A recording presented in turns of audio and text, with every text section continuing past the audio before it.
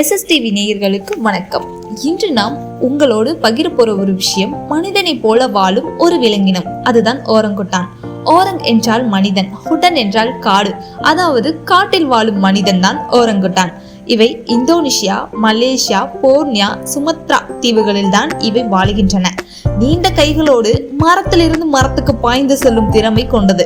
பழம், இலை, பூச்சி எல்லாத்தையுமே சாப்பிடும் தன்மையும் கொண்டது. முக்கியமாக ஓரங்குட்டான் உலகிலேயே மிகவும் புத்திசாலியான குரங்கு அப்படின்னு சொல்றாங்க.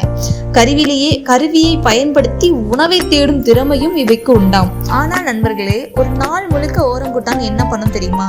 அவங்க நேரத்தோடு பழங்களை சேகரிச்சுக்குவாங்க, குட்டி குரங்கோட விளையாடுவாங்க, சூரிய அஸ்தமனத்துக்கு முன்னாடி புதிய படுக்கையை மரத்துல கட்டுவாங்க. அதாவது ஒவ்வொரு நாளும் புதிய வாழ்க்கைன்னு அவங்க காட்டுறாங்க.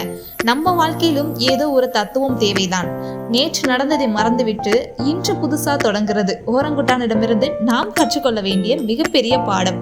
அதனால்தான் நண்பர்களே, ஓரங்குட்டான் ஒரு விலங்கு மட்டுமல்ல, அது நமக்கு வாழ்க்கையை எப்படி வாழணும் என்பதை கற்பிக்கும் மௌன ஆசிரியர்.